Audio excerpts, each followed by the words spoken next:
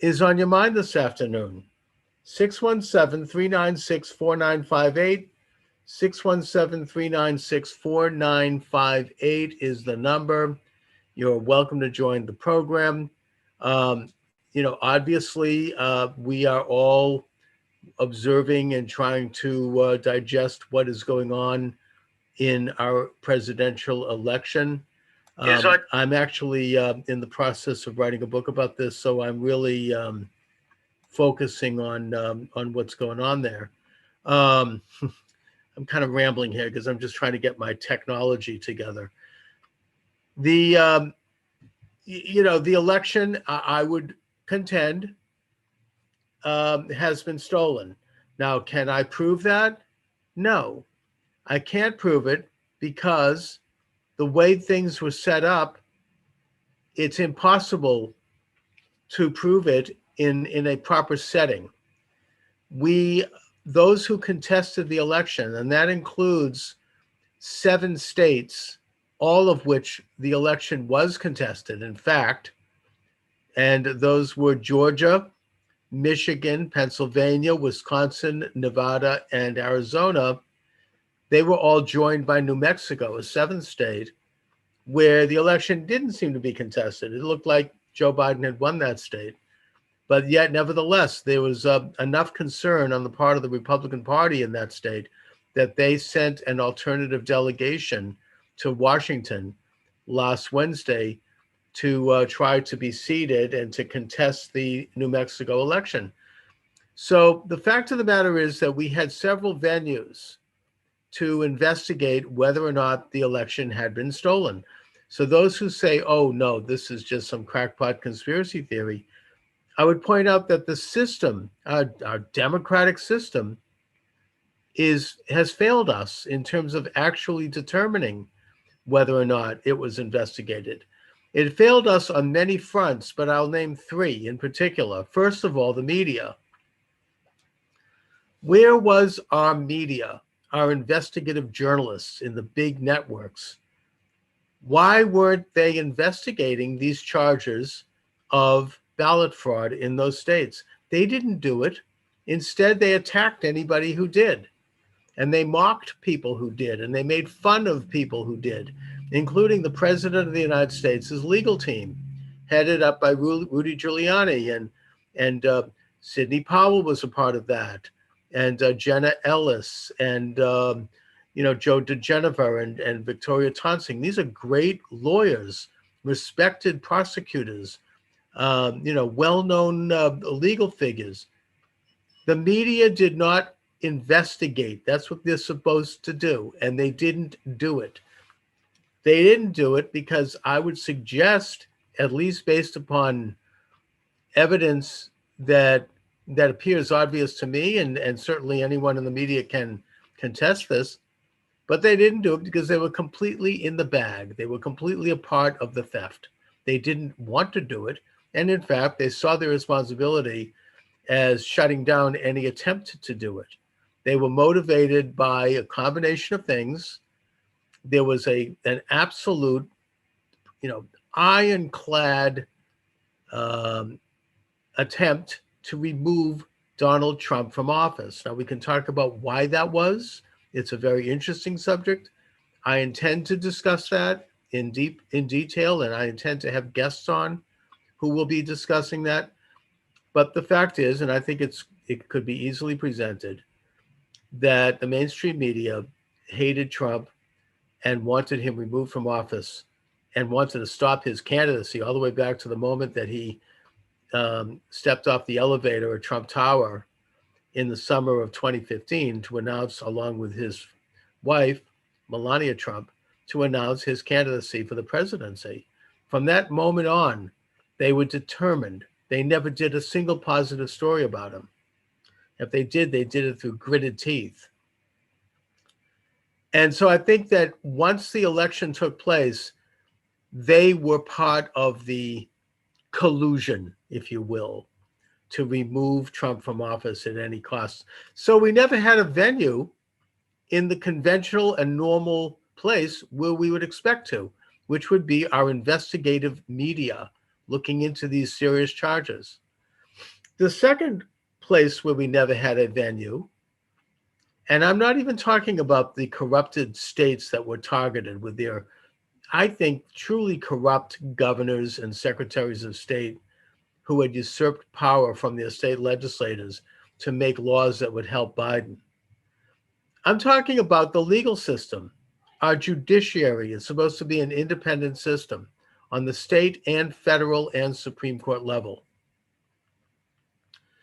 The Trump team, but more significantly, local citizens and local reps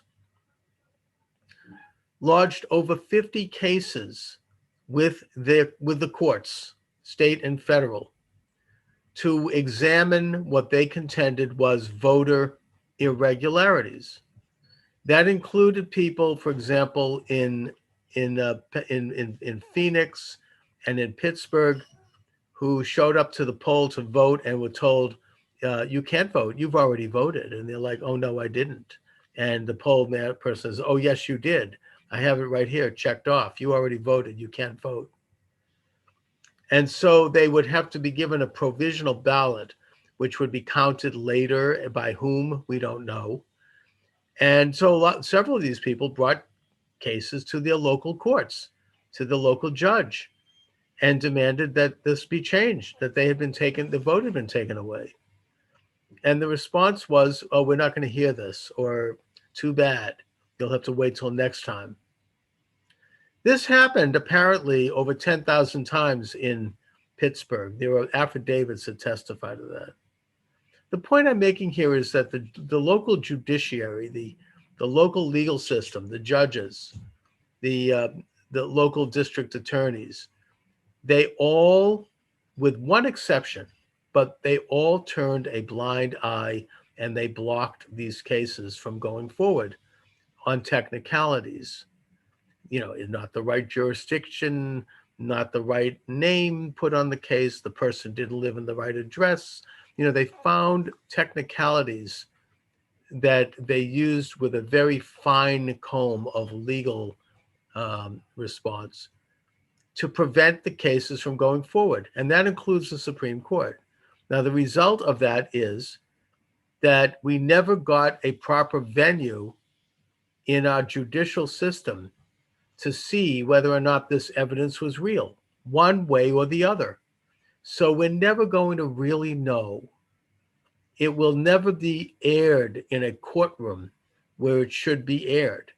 So that's the second venue which was denied us. The first being the media, the second being the judiciary. And of course, the third was the final stopgap in our Constitution, the final, countdown end, the final line of finish, where we really had the hope that at last the evidence could be presented publicly and aired publicly and debated publicly. And maybe we'd find out it was not true, right? Fine. The point is that there would be an opportunity for it to be presented and judged. And that was supposed to happen last Wednesday, January 6th, when a joint session of Congress would convene at the U.S. Capitol, presided over by Vice President Pence, acting in his capacity as the president of the Senate. And at that time, the challenges could be made. 6 states, actually 7 states, elected alternative delegations based on the premise that they felt that their state had not lawfully conducted their elections. This was based upon several factors. The first is old-fashioned fraud. Trump votes found in rubbish bags, shredded, people dying, voting from the grave, people voting from out of state. I mean, you had the usual kind of stuff, filling out ballots, driving ballots, on pellets into the back door of the TCF Center in Detroit, all made out to Biden, mail-in ballots that were pristine. They were not folded. It looked like, and they had all been made out. They obviously, evidence suggests they were not mailed. They were filled out and submitted. And all sorts of other testimony, affidavits, witnesses, whistleblowers. You had all of this. And you also, on top of it, you had the accusations against Dominion Voting Machine and Smartmatic, which were the machines that ran the e-votes in over 20 states. I think it's 21 states.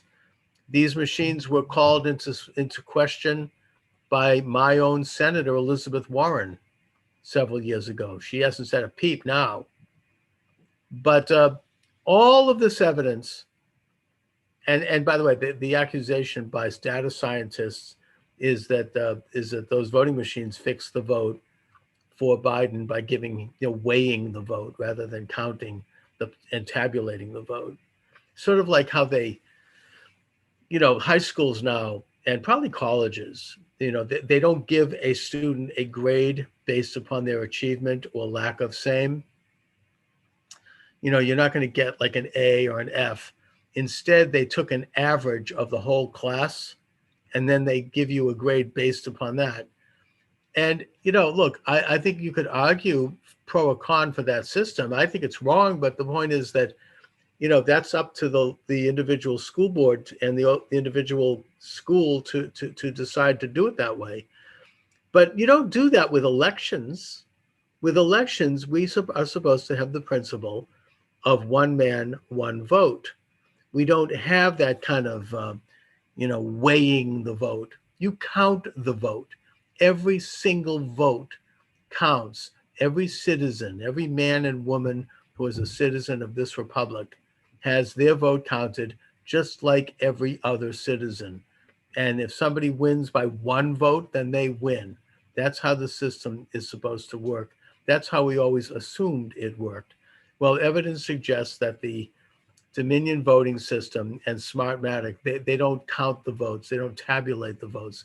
Instead, what they do is they average the votes, and they can rig that in such a way that, for example, according to attorney Sidney Powell, you could have the votes set up in advance so that every vote and 1/8 goes to Biden, and every vote minus 1/8 will be counted for Trump. So that means that when you reach a threshold, it kind of works like the way the stock market works. If you have a stopgap on your stock purchase, if the stock drops below a certain price, it automatically sells because it protects your principal. Well, and that's done electronically, that's computer. And the way this is done then is that they set up an internal stopgap measure so that if Trump reached a certain vote point, it would stop. But for Biden, that point was higher. That's the accusation made by Sidney Powell. I'm not making that accusation. I'm not here to make that. I have no idea. I'm running with Sidney Powell's presentation. She claims that she has her evidence, which of course gets to the problem as well. My second point, which is that her evidence and her lawsuits, which were brought against several states, including Georgia and Pennsylvania and Michigan, and I think Arizona, they were not heard. They were shelved.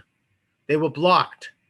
They were not allowed to go forward. So we don't know whether or not her evidence is real or not.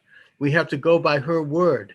We have to go by the word of the hundreds, if not thousands of people who filed affidavits testifying to all of this.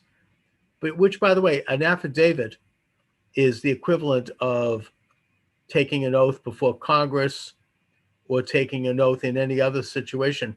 You do so at the pains of perjury if you lie. If what you say is untrue, you could end up, serving time for that. I mean, it's a very serious matter. So we have to go by all of those things, which is good and solid and real evidence. But we don't get to the point where it's adjudicated in a courtroom. So we can't totally know whether or not Sidney Powell's accusations are real. Now, it is a little interesting side note to that, is that Smartmatic or Dominion Software is threatening to sue Sidney Powell for her accusations. And Sidney Powell has responded by saying, great, come on down, file your lawsuit. Because if they do, then you do have a courtroom finally, and you do have the opportunity for Sidney Powell as the defendant to engage in what's called discovery. That means that there can be evidence finally brought in, and then we can maybe see it. So that again brings me back to the third leg on the stool in terms of proving or disproving the question of ballot fraud, and that was supposed to happen in Congress last Wednesday. What would happen would be that the 7 states, including New Mexico, sent up delegations that were alternative and sought to be seated. This is not unprecedented in American history. It's happened before. 1960, the state of Hawaii elected Richard Nixon, and a Nixon delegation was challenged by an alternative Kennedy delegation, and that ended up being the delegation that was seated. So it's probably happened other times as well. And in order for this to happen, the Constitution says that you have to have at least one House representative joined by one U.S. senator who challenges that particular state in writing. And when that happens, that triggers a train of events in which the president of the assembly, that being the vice president of the United States, then calls for a recess of the count. And there is a debate that can last up to 2 hours. And it is during that debate that we finally get to see and hear the evidence. It's finally presented, and it's done so on the national stage in a legal setting with the media having to pay attention. The creative supports and called it through support, the assassination. I don't want to talk about that. All right. So that's what we were expecting to have happen last Wednesday. And I think everybody was looking forward to it.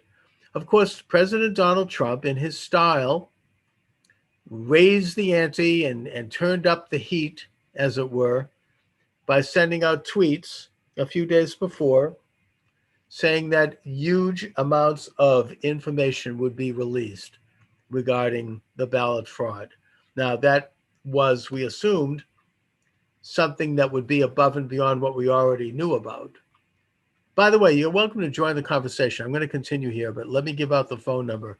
I am taking calls. This is a live program, 617-396-4958. That is the number. You can join the conversation live. This is just like an old-fashioned radio show. You know, you call up the talk show host and they put you on the air. So I will put you on the air. You will be heard. You will be recorded. We will engage in a conversation. You can say whatever you want within the bounds of community standards. It will go out live on YouTube and TikTok, and apparently on all of these other venues that I'm reaching through Restream, and it will be archived on about a dozen various platforms. I've really expanded the network. So you're welcome to join the program. What is on your mind this afternoon? 617-396-4958. That number again is 617-396-4958. So a lot was riding on this Wednesday event. There were other legal experts, and there was other precedent that indicated that the president of the assembly, that being the vice president, had within his plenary powers, and the word plenary is absolute, the right to not recognize delegates from any one state. In other words, Vice President Pence had the option of deciding not to open the envelopes and recognize the delegation. And if that happened, and if enough states were decertified, and by the way, there were simultaneous moves in at least two, if not three of these states, I think particularly Georgia and Pennsylvania, and I think Michigan, to decertify their appointed electors. But the point is that the vice president apparently had the plenary power to do this. He could have decertified the election. Now, Vice President Pence, this is a legal theory. Apparently, this was done historically by none other than Thomas Jefferson, who in the election of 1800 decertified delegates that had been sent to represent Aaron Burr, and the result was that he made himself president of the United States. So it's not like it's an unprecedented thing.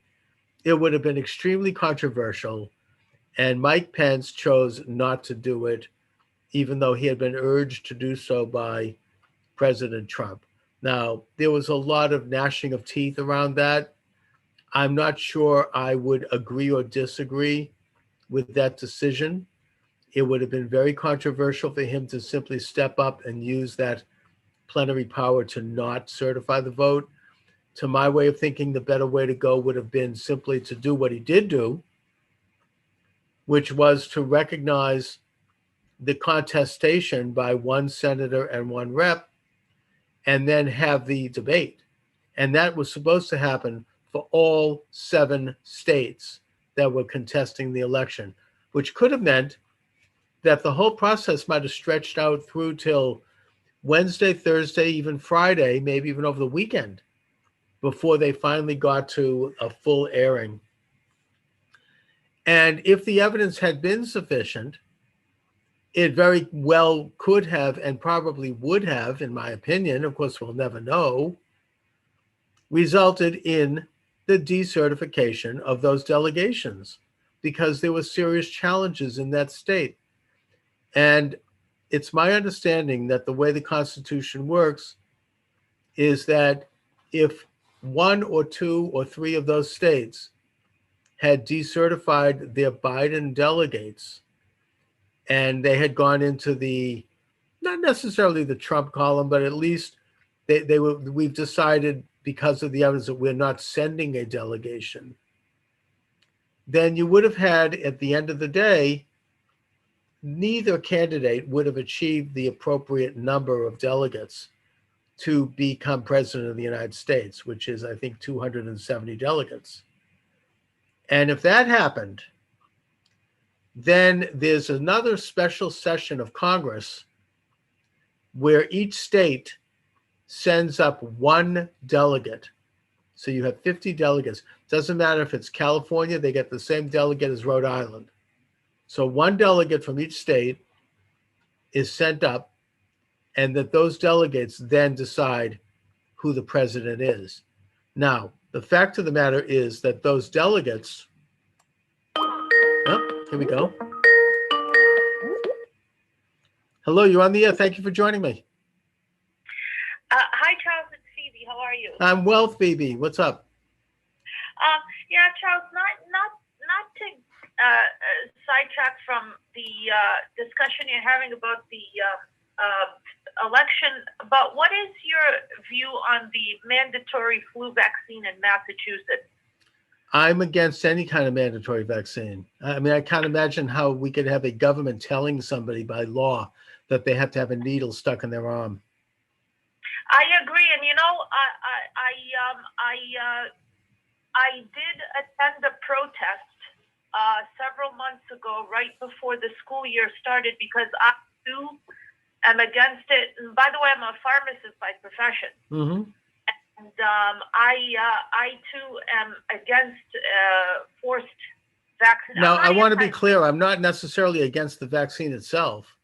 Yeah, no, I'm not anti-vaccine. No, but I just don't think that. I think that that's a personal decision by people in terms of how they want to handle this virus and whether or not they want to do it through a vaccine. I mean, if ultimately, if you're going to get the virus, it's your, you're going to get it because you maybe didn't take the right precautions.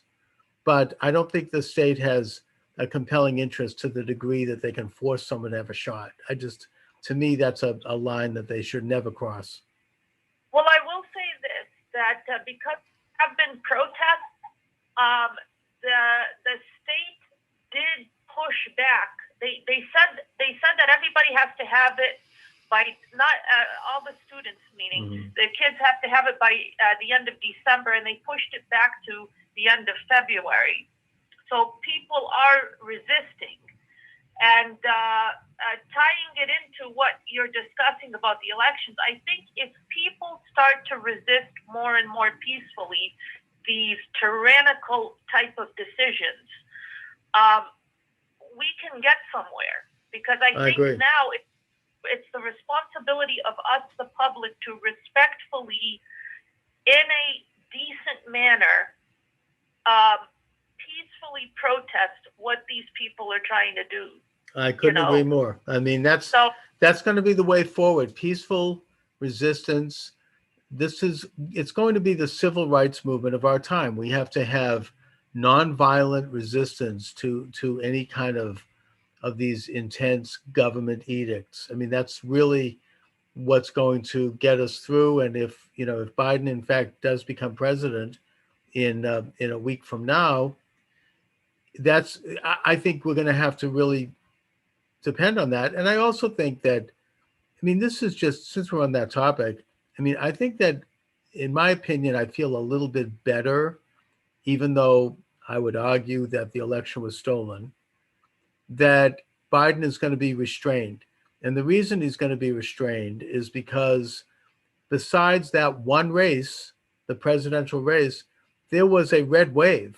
I mean, Republicans picked up, I think, at least 2 state legislatures. They picked up state races across the board.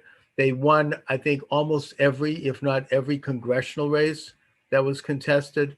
They won every race. I mean, I know that, Georgia's a bit of an outlier in that regard, and I think there are questions about fraud there too. But even so, we have a very divided and more divided Congress right now. The Pelosi only has, I think, 2 or 3 member majority, the thinnest majority in probably a century. It's there were 450 members of Congress, and to have only 3 people, and of course in the Senate, it's flat out divided. It's 50-50. So, I think that between that and the increased power of the states and of the state legislatures, and maybe this fraudulent election is something that's helped to wake them up in terms of what their real powers are. And I'm going to get into that. I'm getting into that in my book. But that these things are going to serve to balance the, frankly, National Socialist, let's be nice, orientation of this incoming regime.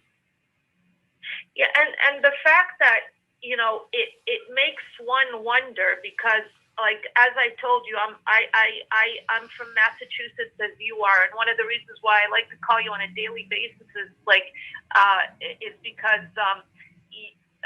we tend to agree on a lot of major things. I'm sure you and I probably don't agree on certain things, but we agree on major things. Yes. And for me, I've always felt it's hard to find someone in Massachusetts that tends to agree on a balanced conservative views. So well, it's hard to put it this way: it's hard to find someone in Massachusetts who's going to be public about it. I mean, I have people who. But I think this is a way because I think I mentioned this to you in previous broadcasts that I called you on. Is that you wonder, with this fraud that just happened, how conservative could a state like Massachusetts possibly be? Because you wonder how much of this fraud happened in our state. You do wonder. This loop. What I mean? We do have the Dominion software here. I mean, it is a major question. And I'll point out that even let's for the sake of argument say that they didn't steal votes in the state. And by the way, Governor Charlie Baker did paper the House with ballots. He was sending them out without any request. I mean, the standard for proof went right down the drain. And he did it, I think, fiat style, without the support of this. Not that he wouldn't have gotten it anyway, but without the support of the state legislature. I mean, our state house is to the left of Pyongyang, so maybe he would have gotten it anyway. But the point is that he did the same thing that these contested states did. He sent out hundreds of thousands of ballots just in the mail, and other practices that are rife with fraud. So yeah, and that combined with the Dominion voting machines, I wouldn't at all be surprised if conservatives did better here. I think that even with all that, we did do better here. I mean, Trump got a bigger vote this time around than he got in 2016. And he increased his margin in Boston by 2%. He increased his margin in certain cities like Lawrence and Fall River and Holyoke by, I think, 8 or 9%, mainly because those cities have majority Hispanic populations. And people of color, Hispanics, I think blacks, Asians, even my fellow Jews, they voted more for Trump this time around. Trump did well in that demographic. In fact, he did well in every demographic except white men.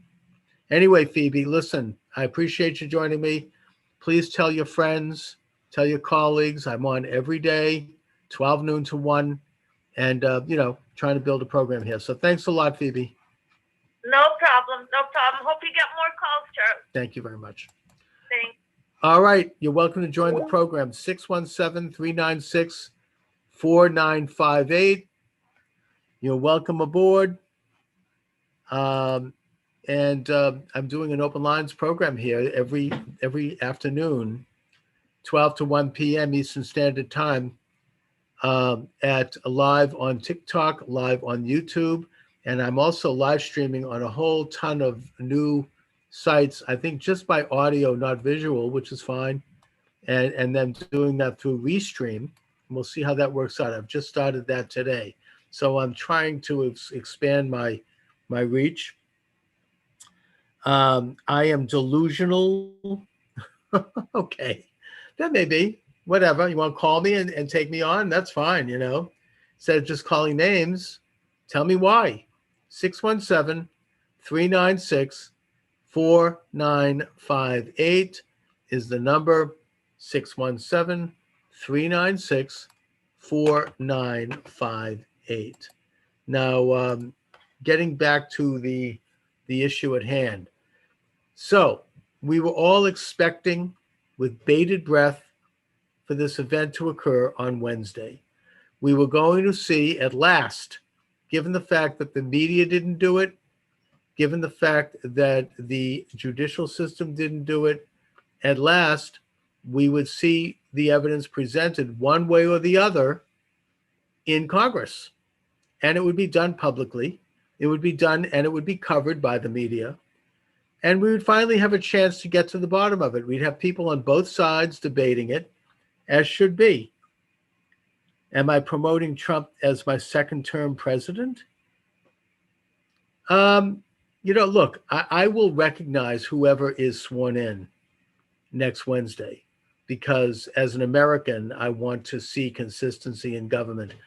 I would contend personally, and I would contend based on evidence, that the election was stolen. I will continue to try to have that investigated. I will continue to try to research that, because if we don't, we'll never have another free election. But I will do so in the context that whomever is sworn in next Wednesday, that person will be my president. I'm not going to do like the left did with Trump. Oh, not my president. No, if Joe Biden is sworn in, Joe Biden will be my president. And I will oppose his policies in a normal way. When he's right, I'll praise him. When he's wrong, I'll condemn him, and do so with argument. I'm not going to be involved in, hatred and irrational opposition. I mean, that would be hypocritical of me, because that was my main argument against the Trump haters. So yeah, that's not going to be for me. But having said that, I will reiterate that I do believe the election was stolen, and maybe it's not even too late. I don't know. There's all these rumors about blackouts and about emergency systems. I don't know. We'll see what happens. This is a very serious matter. It's a very serious time. So getting back to my presentation here, So we were expecting this hearing in Congress where it would have been appropriate. Everything was going okay. The states were to be called out alphabetically. So Arizona was the first state up to contest the election. The election was contested. You had Mo Brooks and Senator Josh Hawley step up. And by the way, Brooks was joined by, I think it was 157 House members, and Hawley was joined by, I believe, 12 senators. That's huge. And thus they triggered the hearing. The hearing began. I got to listen to some of that. It was stunning. It was shocking. It was blunt. The presentation was rolling out. And then all of a sudden, all of a shulam, you have everything shut down because people had breached the Capitol and they had entered the Senate chamber. And it was over. So we never had the hearing. They canceled the whole thing. Everybody left the building. And then they came back, just like what happened in a way on election night. You know, they stopped the counting. And then they came back at like the wee hours of the night, I don't know, 11 o'clock when everybody was asleep. And they gavelled Biden in, and there was no chance to really proceed. And that's how it was done. So we were denied the third wheel. We were denied the third stool, the chance to get the evidence presented in its proper venue. We didn't get it in the media. We didn't get it in the judiciary, and we didn't get it in Congress. So here we are. We're standing here and watching the most successful administration in modern times, which probably not only won an electoral landslide, but probably won the popular vote as well. We're watching it go away because of these insiders, these deep staters, as Donald Trump accurately calls them, who are well connected internationally with the top 1% wealthiest people and organizations, who either are in it for the money or the power. They believe in informal government. They don't believe in elected government anyway. Or they're demented people, mentally ill people who believe that there's some great virtue in creating a world order and turning the United States into a province of the world, a satrap of the world. And it's these same aggressive people who concentrate power in the hands of the fascistic Washington state government, the Washington federal government. You know, that's what National Socialism is, after all, socialism on a national level. That they're coming back, and that we are losing our rights as sovereign citizens, which we had reasserted under Donald Trump. And that's why they hated Trump. Let's see. They restored Trump's Facebook. Yeah, you know, this is a really scary subject. I don't know, you know, on a day-to-day basis how long I'm going to be allowed to do this show.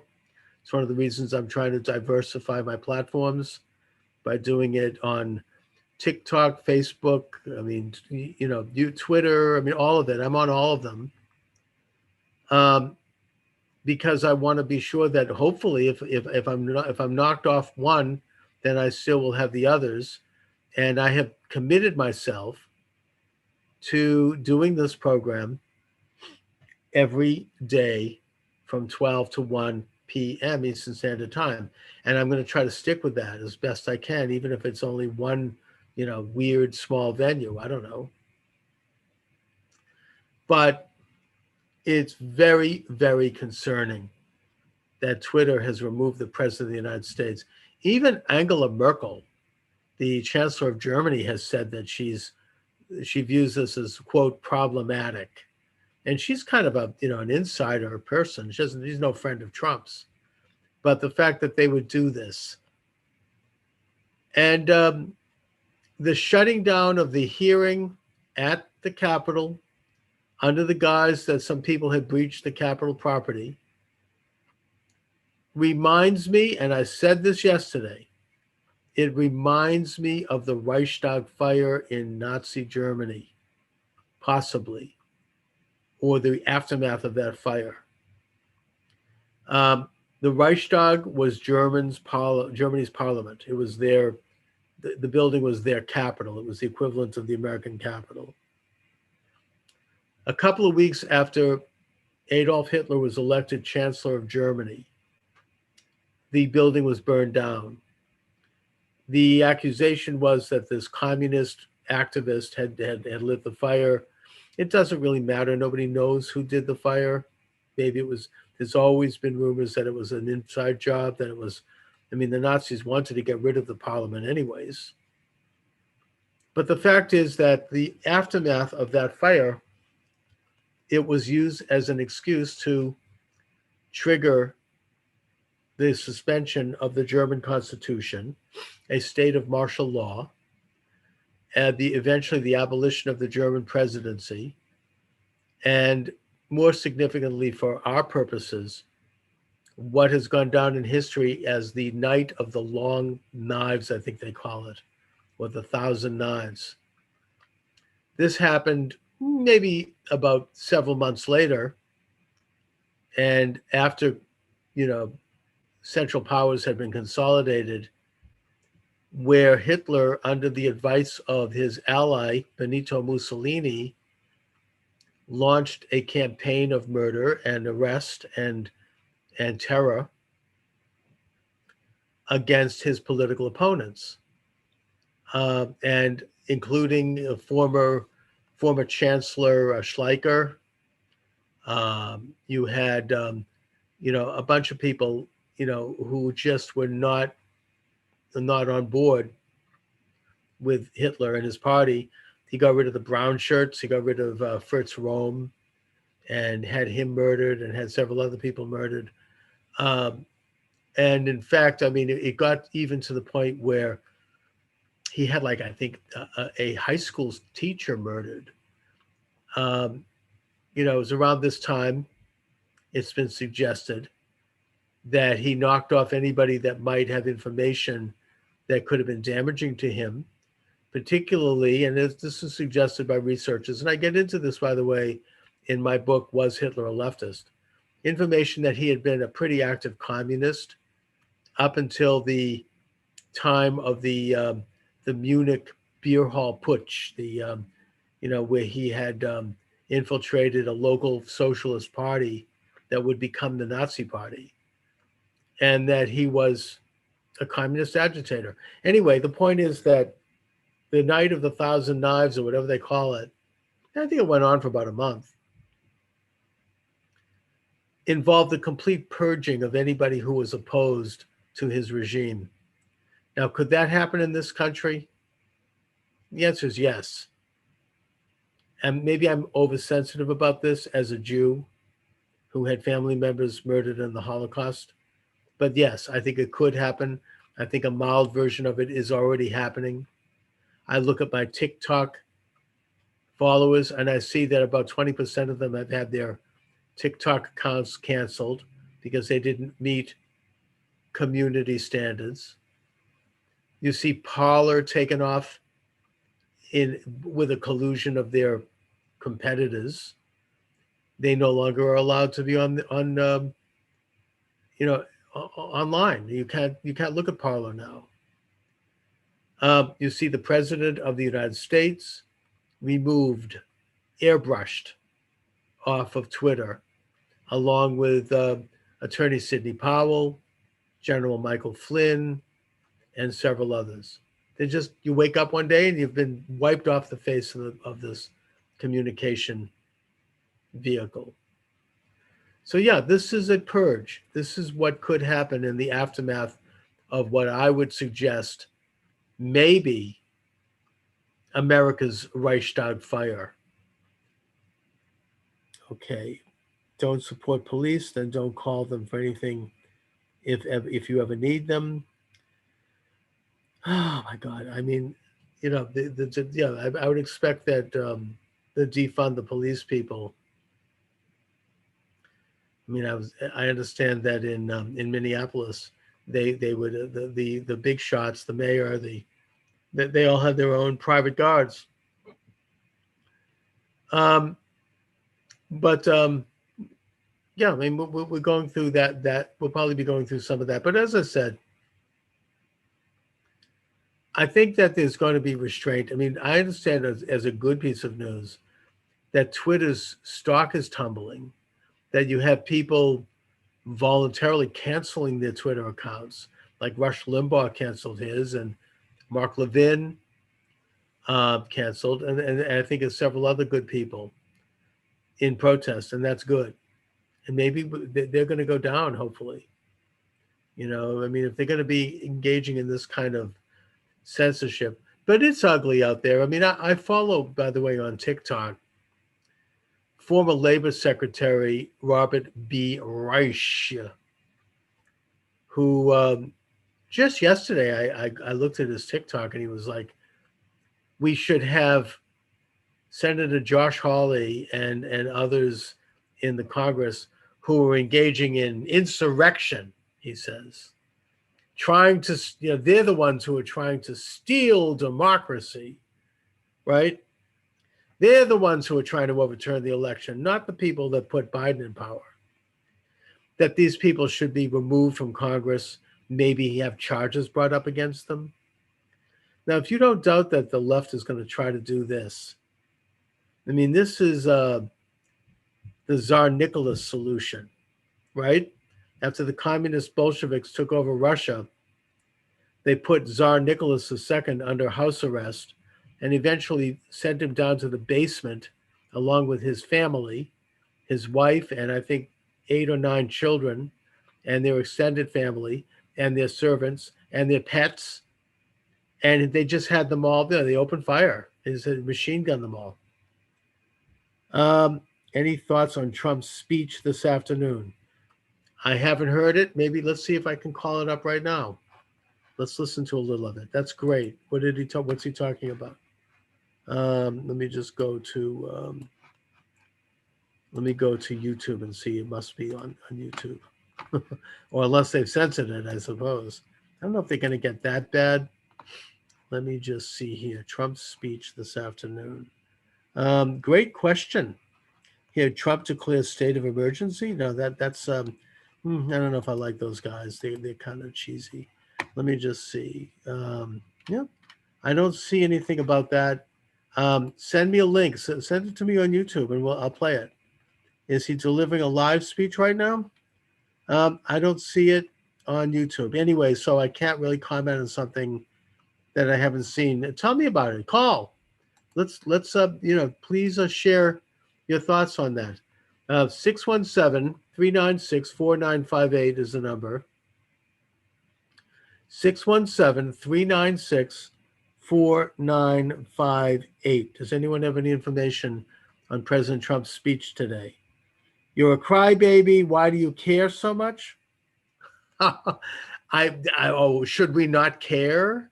Should we not care about what's going on in our government? I mean, is that what you're saying? You don't think that affects you and your freedom and your future? You don't think? Do you think? What are you living under a rock somewhere? What do you mean? Why should I care? Oh my God! Go away, demon. Are you talking about me?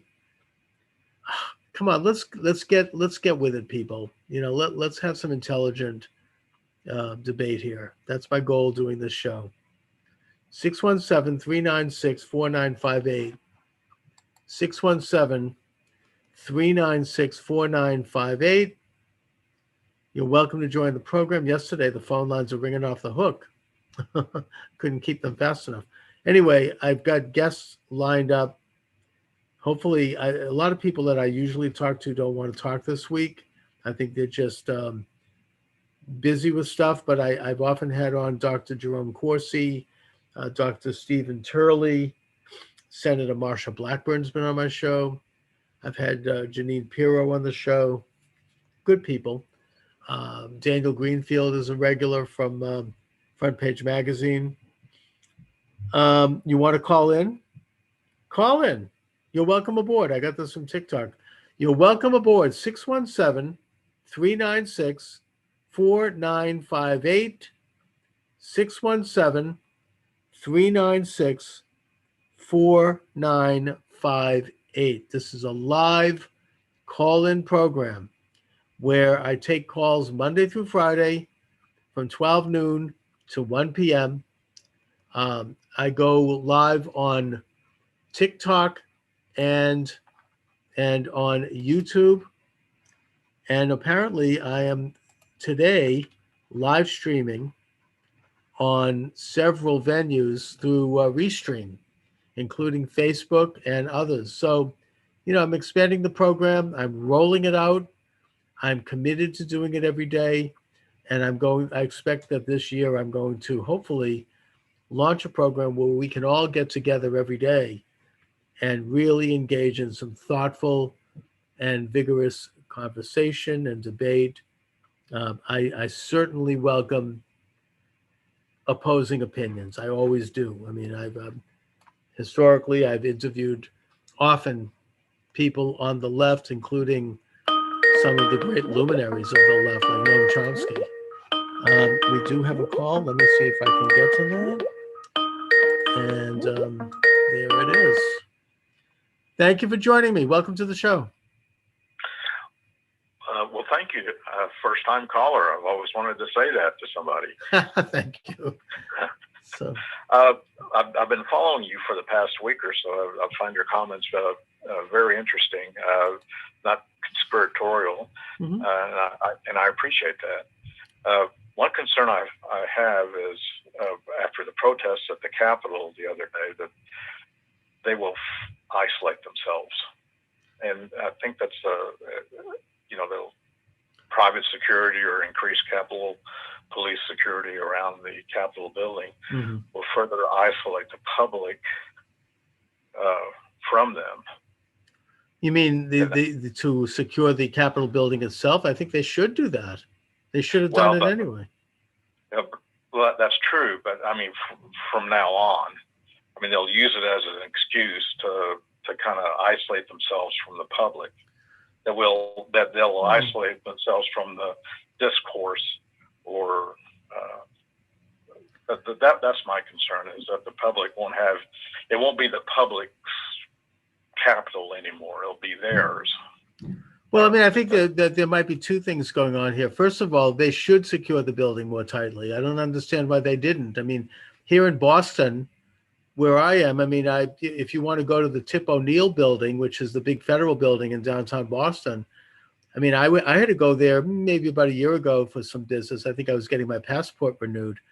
And to get in that building, you had to take your belt off, you had to take your shoes off, you had to have all of your everything put into a dish and go through like a conveyor belt, and you had to walk through a scanning machine, and then they mm-hmm. pulled out a wand and they checked it was very vigorous to get in there. And so I don't understand why that didn't happen here in this case. I mean, that's just, a local federal building in Boston. I mean, the U.S. Capitol is the most important federal building in the country. Right. And I understand that type of protocol to secure, but I'm thinking that they'll kind of isolate themselves further from public discourse. Well, that's on the other hand, that is a concern. For congressmen and senators, the main thing is to make sure that they get back to their districts and meet people in town meetings. I think that they've used the COVID virus as an excuse not to do that. But, that's the main thing. I think that we do have access to them. I think people, one of the things that we can learn from this is that we have to contact them, including those who we don't agree with. I mean, I contacted Elizabeth Warren about the Dominion software because she had spoken about this publicly in the Senate about a year and a half ago. And now, of course, you're not going to hear a peep out of her. But the point is, I wanted to know that I'm aware of this and that I'm out here. And when a congressman or a senator hears from someone, they know this. I mean, they take stock. So, there are ways to reach people. As a separate issue, I have discussed the idea of expanding the number of congressmen. right now we have it's capped at, I think, 450. I think we should have 3,000 congressmen. I think that Congress should be, we don't have to limit it. It's supposed to be, the original constitutional setup was that the congressman would represent a certain population, and they capped that because it was getting too big. If you have that kind of representation, then you could have regular people like you and I running for Congress and getting elected because you won't need the big money. Now Right. you have these districts that are so big, they're like as big as some states, and it costs a lot of money to run. And That's all then they do is campaign. and all they do is campaign, and they're beholden to these special interests that give them the money. I mean, I'm speaking as somebody who did run for Congress in 2004, so I had a little insight on this, how this works. But yeah, I mean, it's very corrupting. So there are things we could talk about going forward. I think that there are lessons that we can learn from this election steal. I am about to release a book on the topic. I should have it done by this weekend. And I'm going to get into some thoughts I have about some practical solutions, things that we can do, because we are losing control of our government. Your concerns are quite real. The maybe the Capitol building is only a physical manifestation of a bigger question, which is that we've lost control of the power of our government. It's now all Right. going to Washington. One of the few chances we had to get it back was the presidency of Donald Trump. And now that's been taken out, assumedly. And now we're returning to this kind of fascistic internationalist system. It forces us to deal with issues on a state level, and Right. maybe that's where we should focus, is to make sure our local and state governments are. I agree. Well, I'll continue to follow. Very interesting comments you make. And, Thank you. Thank you for taking my call. I really appreciate it. Thank you very much. Okay, bye. All right. Have a good one. All right. And you're welcome to join in the final segment of today's program. 617-396-4958 is the number. 617-396-4958. What is on your mind this afternoon, eh? Kind of an open line show. I don't have any guests lined up today. But I'm getting a note here from TikTok saying that there has been a speech delivered by the president. Obviously, I can't hear it because I'm doing this. I'm certainly going to check it out afterwards. I tried to look it up on YouTube. It wasn't being carried by YouTube. No surprise there. So if anyone has any information about that, call in. Let's find out what's going on. Eastern time. Yeah, the show is Eastern time, Monday through Friday, 12 noon to 1 p.m. live at YouTube and TikTok. And now the audio is live at my Facebook page and at LinkedIn and several other venues. DLive, I've got all these other venues going where you can hear the audio of the program. But the actual visual program is live on TikTok and YouTube. And if I have a guest, you'll see both myself and my guests live only on YouTube. And the program, if you want to listen to it later, is archived on all of these venues, as well as on Rumble and Minds. And I carry it on my Twitter and YouTube and Facebook account. So for kind of a hack like me who doesn't really understand technological issues, I'm actually getting something done. Do I have Parler? Yeah, I have Parler. None of us have Parler right now. It's been taken off the air. It's been censored. It's very troubling. It's very Nazi-like. It's been removed. But yes, I have Parler. Unfortunately, can't get there. Clapper, I don't know about. I'm going to look into Clapper. I understand that it's being used by attorney Sidney Powell, who I follow and who I admire. I'm trying to get her on this program. I'm sure she will come on, maybe once the dust settles a bit. But no, I'll look into Clapper, and I think there's some MeWe, I think it's called. Gab is another one that I'm considering joining. I haven't done it yet, but probably will. So yeah, I mean, there are venues that we need to look to, and I feel like if the inevitable maybe happens and I wake up one day and turn on my YouTube to find out it's been removed. And, then at least I'll know that I can keep going with all these other sites, that it's not going to be easy to completely shut me down. Maybe they can anyway, but as long as I have some venue, I'm determined to do this year, every day, Monday through Friday, 12 noon to 1. So let's see. We still have about 10 minutes. You're welcome to join the program. Really good calls today. 617-396-4958. What is on your mind? We could talk about other subjects, talk about something a little lighter. Somebody has something. I'm always up for a laugh. 617-396-4958. So, there are all these rumors flying around. I don't know what to make of it. I'm not going to go with any of that unless there's some kind of substantiation. Did you say Trump released a statement? Someone at TikTok just sent me a note saying that Trump has just delivered a speech. I'm in the middle of doing what I'm doing right now, so I don't have the, I can't find it. I did do a search on YouTube. I couldn't find anything. But did Trump concede? I don't know. Is President Trump safe? God willing, he is, because these are very dangerous times. We can only hope and pray that President Trump and his family are safe and secure. I do pray for his safety every day. I have done so every day throughout his presidency, given the enemies that he is confronting. They are the same enemies that we're all confronting, even if we don't know it. Anyway, there's just rhetoric coming out that reminds me of the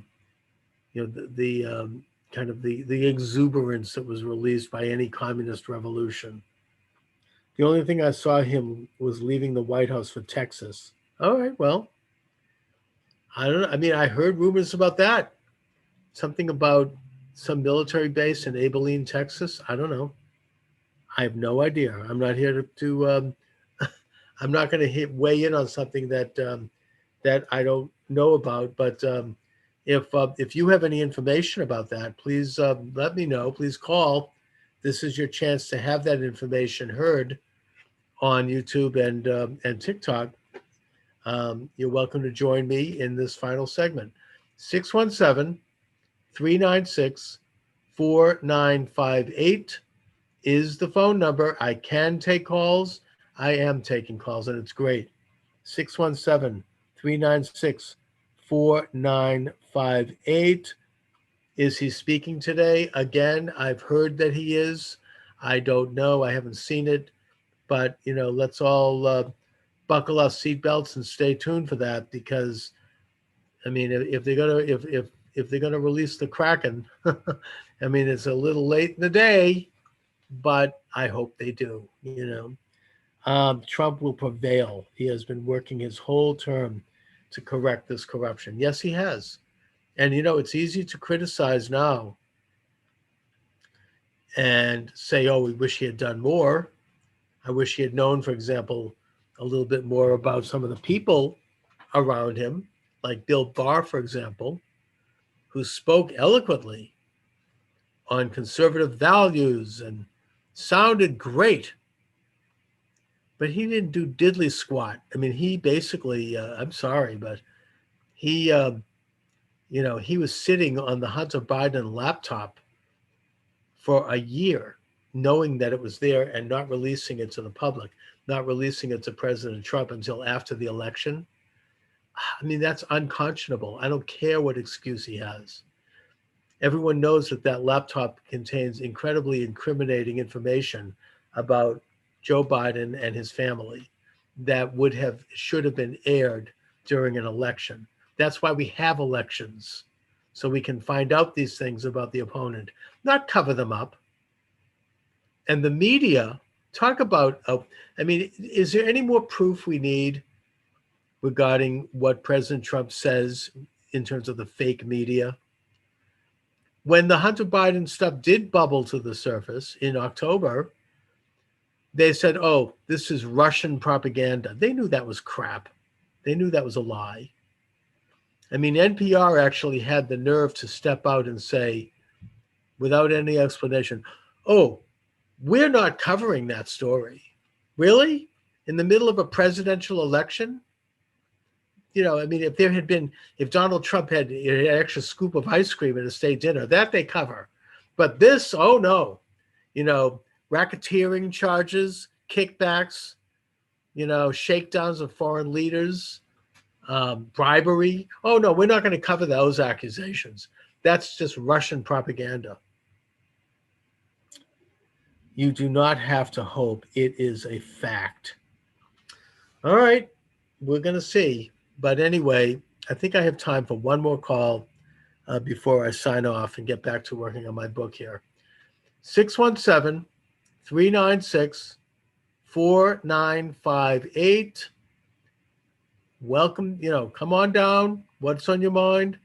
617-396-4958. I'm hoping to have the book out. I'm a little worried, actually, that it may not get published, but I'm going to self-publish it on Amazon. Hello, thank you for joining me. Hello. Yes, you're welcome. Welcome you're on the air. What are your thoughts? Okay, great. Yeah. Awesome. So my only thing recently is just hearing all these rumors. It's like, it's really just getting to me because you hear so many things and so many murmurs of different things that are going to be taking place. And then, of course, they don't take place. You were just talking about the laptop, and, right. You know, you had Rudy Giuliani coming on air and talking about, you know, how it was going to be this huge thing coming out, and it never happened. So it's just, you know, and then I'm hearing all these rumors from other people, how cell phone towers are going to go out and all these things. And it's really starting to get to me, and I feel very isolated now. So Just wondering if you have any. No, it's frustrating. I mean, I wish if they're going to come out with this stuff, they better well damn do it soon, because yes, I'm frustrated too. I mean, I know that Sidney Powell did come out with at least a portion of the Kraken, as she calls it. But the problem is the mainstream media wouldn't cover it. It was a blackout.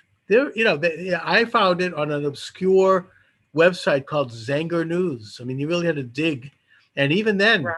The little bit that she was able to get out, there was all this retractions and blacked out portions. It's very difficult to get this information out. And it's, I think that they're trying their best to do it. These are very courageous people. I mean, they have a lot of guts. I mean, somebody like Sidney Powell, she's a prominent attorney. She's been district attorney. She's been around for a while. She's very well known and well respected. She's not just doing this for her health. I mean, this is real stuff. And so I trust that she and people like Joe DeGenova is another great guy, and Giuliani, you know, they've got the goods. It's just difficult to get it. You know, they thought they could get it into a legal venue, but it turns out that all of our judicial system is corrupt, state and federal and Supreme Court. Very disappointing. Absolutely. You know, they thought they could get it before Congress, but we know what happened there. It was busted up by some people, regardless of who they were with. We don't know, but they stopped it effectively. So yeah, it's very frustrating. It is. I mean, I feel isolated. We're all disappointed. It's very, very difficult. So do you feel that there is, you know, something that's really going to take place at this point? I mean, my answer is that I don't know. It's very up in the air. I think that something could take place right up to Inauguration Day. I don't know. I mean, it's as I say, it's a little late in the game at this point. I think we're going to have to go into the loyal opposition, is what I think is probably going to happen, and we're going to have to take stock.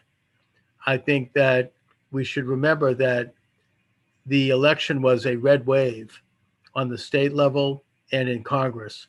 It's only Biden who has been installed. And I think that Biden and the people around him know this. And I also think that they're on very shaky ground, especially with a midterm coming up. And I think because of that, they're going to want to have some success. And in order to have success, they're going to have to uphold the very successful Trump policies. And that's good.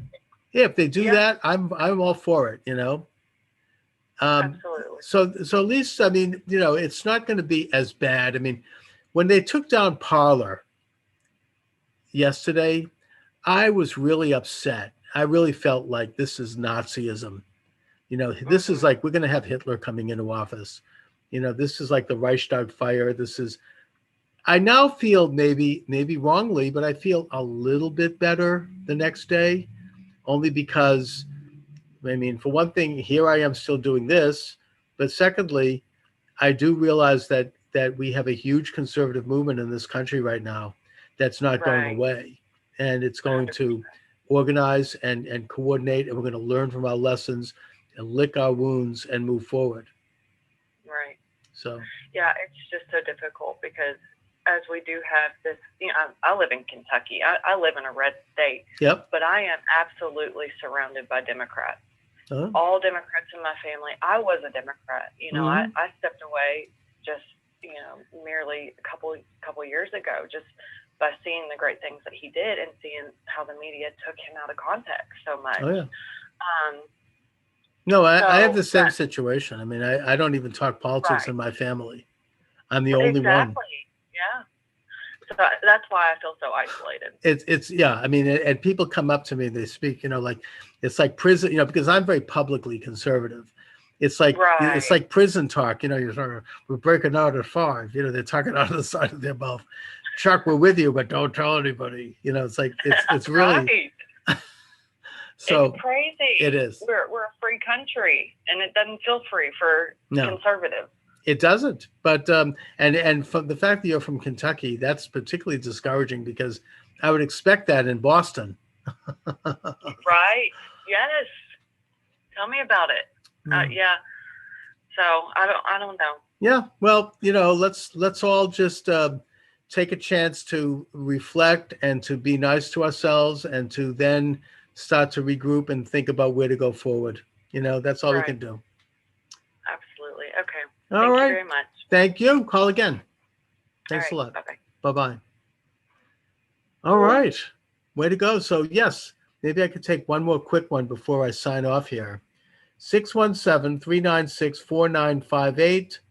617-396-4958. You're welcome to join the program. I'm a little over the time, but that's okay. This is the internet. I can do it as long as I want. Those men have high-level intel that they are the only ones I listen to. Yeah, well, let's all keep our eyes open, our ears to the ground. You know, we're going to see what happens in the next hours. I shall return, God willing, tomorrow at 12 noon Eastern Standard Time. I'll see about who I have lined up as a guest. But in the meantime, let's all stay safe. God bless this country. God bless all of you. God bless our president. Let's hope that he is safe and sound and his family is safe and sound. And Charles Moscowitz signing off. I want to thank you all for joining me.